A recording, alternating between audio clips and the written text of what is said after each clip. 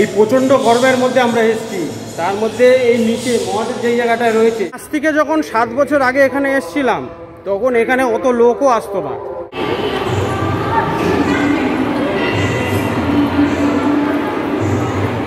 আস্তে আস্তে যত দিন যাচ্ছে তত ভক্তদের পরিমাণ এখানে প্রচুর বেড়ে যাচ্ছে। আস্তে আস্তে এটি একটা তীর্থস্থানে পরিণত হচ্ছে।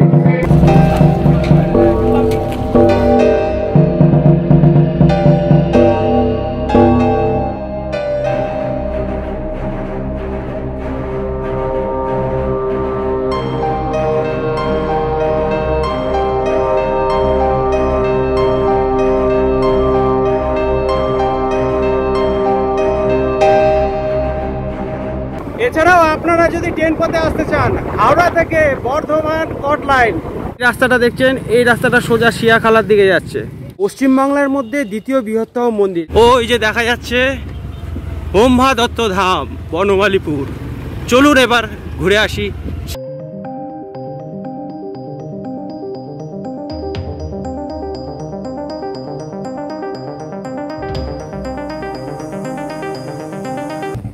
নমস্কার বন্ধুরা, আরও একটি নতুন ভিডিওতে আপনাদের স্বাগত জানাই। আজ 17ই সেপ্টেম্বর 2024, আজকে স্পেশাল দিন, বিশ্বকর্মা পুজোর দিন। ঘুরিয়ে ওড়াতে হঠাৎ প্ল্যান হলো যাই ঘুরে আসি। সামনে দেখেও অবশ্যই বুঝতে পারছেন যে কোথায় যাচ্ছে, ভিডিওটা কোথাকার হতে চলেছে। পশ্চিমবাংলার মধ্যে দ্বিতীয় বৃহত্তম মন্দির এবং হুগলি জেলার মধ্যে প্রথম বৃহত্তম মন্দির। শুধু যে বড় মন্দির তা নয়, তার সাথে আছে সেখানকার ক্লাইম্যাক্স পরিবেশ। প্রত্যেক দিন মেলা বসে। আমার ভিডিও নতুন যারা দেখছেন অনুগ্রহ করে তারা চ্যানেলটা সাবস্ক্রাইব করে পাশে থাকবেন। এখন ঘড়ির কাটায় বাজে বিকেল 3:50। আমার নাম বাপ্পা আর আপনারা দেখছেন ইন্ডিয়ান ট্রাভেল ট্রেকার 88। চলুন এবার শুরু করা যাক। সেই মন্দিরে যাওয়ার জন্য দু রকম রাস্তা রয়েছে, একটি হচ্ছে রেলপথ আর একটি হচ্ছে সড়ক পথ। এখন আমরা যাচ্ছি সড়ক পথে, আমরা যাচ্ছি স্কুটিতে করে আমাদের লোকেশন থেকে। সড়ক পথে যদি কলকাতা থেকে যান 36 কিলোমিটারের রাস্তা, সময় লাগবে 1 ঘন্টা 20 থেকে 30 মিনিট। রাস্তা জামেরও ব্যাপার থাকে, কিভাবে যাবেন? কলকাতা থেকে যদি আসেন, ডানকুনি থেকে 3টে রাস্তা বিভক্ত হচ্ছে। ডানকুনি থেকে একটা রাস্তা যাচ্ছে জনাই হয়ে মৌসাডের আগে ডান হাতে বনমালীপুর রাস্তা, যে রোড, সেই রোড দিয়ে ঢুকে যেতে হবে, সরাসরি মন্দিরে পৌঁছে যেতে পারবেন। আর একটা রাস্তা হচ্ছে ডানকুনি সোজা দুর্গাপুর হাইওয়ে ধরে আপনাকে তেলের মোড় থেকে বাঁ দিকে ঢুকতে হবে। সেই মোড়টাকে অবশ্যই আপনাকে দেখাবো একবার। আরেকটা রাস্তা হচ্ছে দিল্লি রোড, যেই রাস্তা দিয়ে এই মুহূর্তে আমরা যাচ্ছি।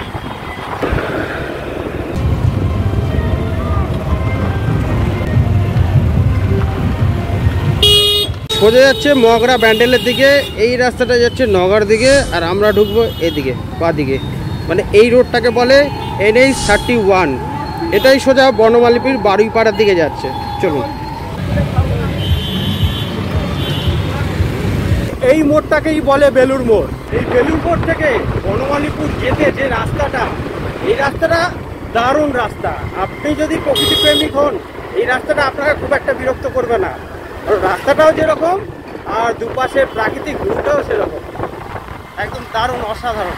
আপনাদের দেখাচ্ছি একটু দেখুন।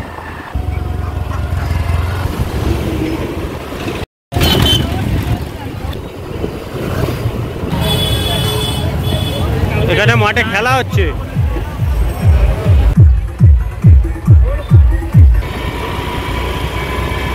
উপরে যে ব্রিজটা দেখতে পাচ্ছেন ওটা হচ্ছে দুর্গাপুর হাইওয়ে। আপনারা যারা দুর্গাপুর হাইওয়ে ধরে আসবেন তারা এই বড়া, এই জায়গাটাকে বড়া বলে, বড়া তেলের মোড়, এখান থেকে বাঁদিক দিয়ে ঢুকে যেতে হবে। ঢুকে NH 31 মানে এই রোডটা ধরতে হবে। এছাড়াও আপনারা যদি ট্রেন পথে আসতে চান, হাওড়া থেকে বর্ধমান কট লাইন, বালি থেকে কট হয়ে যাচ্ছে, সেই ট্রেনটা সরাসরি আপনাকে আসতে হবে বারুইপাড়া স্টেশন। এখানে অটো পেয়ে যাবেন, অটো ভাড়া 15 টাকা করে নেয়। আপনি যদি বালি থেকেও ধরতে চান, বালি থেকেও ধরতে পারেন। বালি মেন লাইনের যে প্ল্যাটফর্ম আছে সেখান থেকেই কট হয়ে যাচ্ছে এই বর্ধমান কট লাইন। এই ট্রেনটা সরাসরি যাচ্ছে বর্ধমানে কট হয়ে, মেন হয়ে নয় কিন্তু। এছাড়াও যদি আপনারা শিয়ালদা থেকে আসতে চান, ডানকুনি লোকাল ধরতে হবে। শিয়ালদা থেকে আপনাকে সরাসরি ডানকুনি আসতে হবে, ডানকুনি থেকে ট্রেন চেঞ্জ করে নামতে হবে বারুইপাড়া। মানে দুটো ট্রেন ধরতে হবে যদি শিয়ালদা থেকে আসতে চান।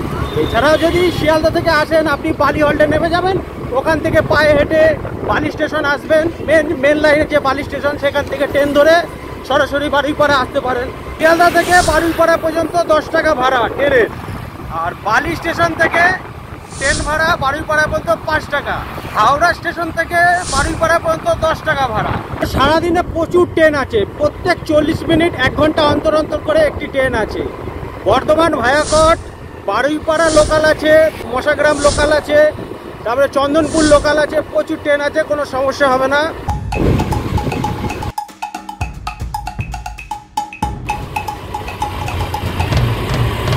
আমরা চলে এসেছি বনমালীপুর ব্রহ্মদত্ত ধামে।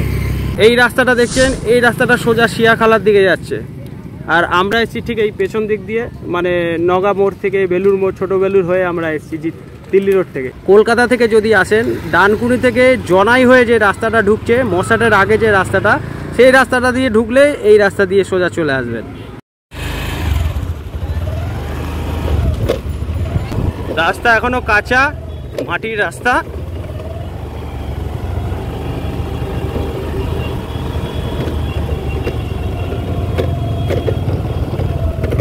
চারিদিকে জঙ্গল আর সবুজে ঘেরা, তার মাঝখান দিয়ে এই লাল মাটির রাস্তা।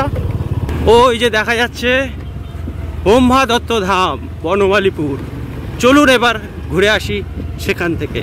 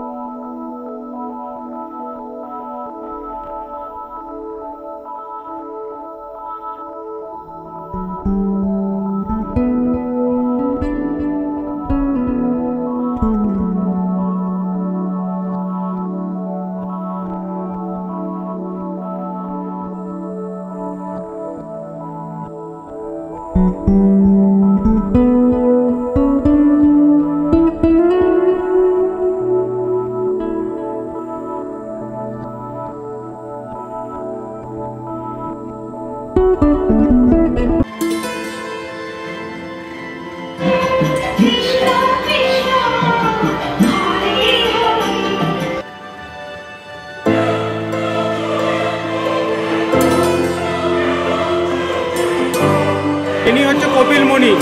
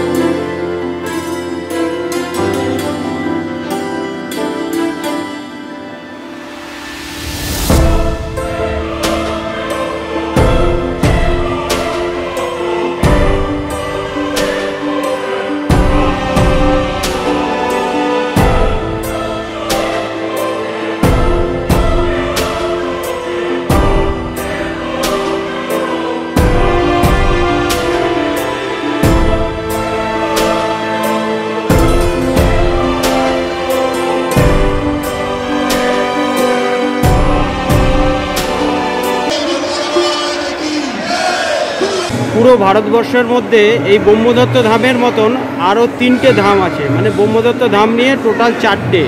প্রথমটি হচ্ছে শিবদত্ত ধাম, মধ্যপ্রদেশে আছে, এটি হচ্ছে এইটি। আর দ্বিতীয়টি হচ্ছে অনুসয়া দত্ত ধাম, এটা কন্যাকুমারী মানে কেরালার দিকে আছে। আর হচ্ছে যে তৃতীয় হচ্ছে এইটি, মানে যে এইখানে এই মুহূর্তে আমরা আছি ব্রহ্মদত্ত ধাম, বনমালীপুর, কলকাতার মধ্যে এটা। আর চতুর্থ ধাম হচ্ছে অত্রি দত্ত ধাম, এটা উত্তরাখণ্ডে আছে। মহাদেব সবসময় শীতল জায়গায় থাকে। এই হচ্ছে সেই মহাদেবের স্থান। চলুন একবার মহাদেবকে দেখাই আপনাদের। হর হর মহাদেব, হর হর মহাদেব।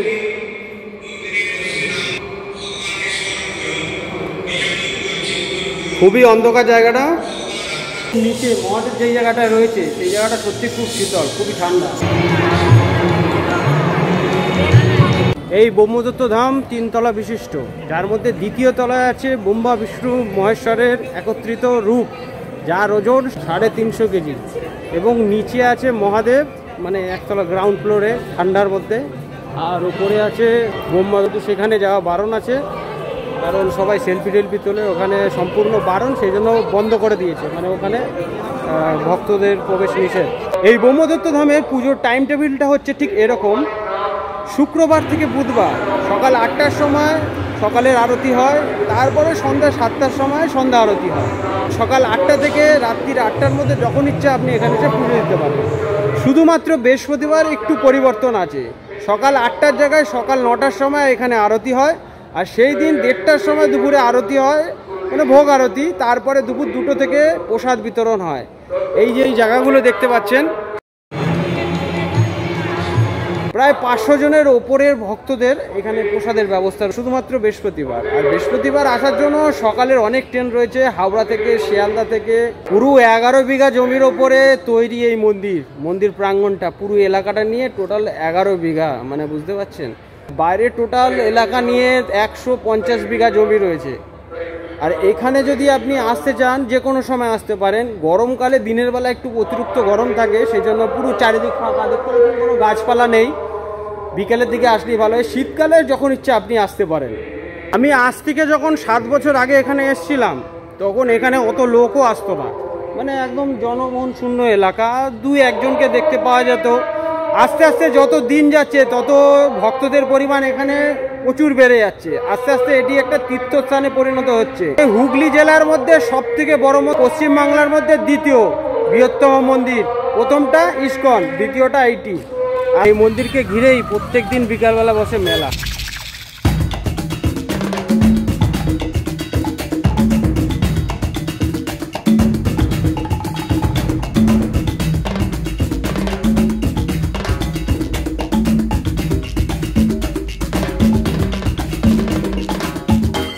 গরমকালে বিকালবেলাটা দারুণ লাগে এই মন্দির চত্বরে, এত সুন্দর পরিবেশ, আর চারিদিকে প্রকৃতি ঘেরা, চারিদিকে চাষাবাদ, আর মধ্যেখানে এই মন্দির।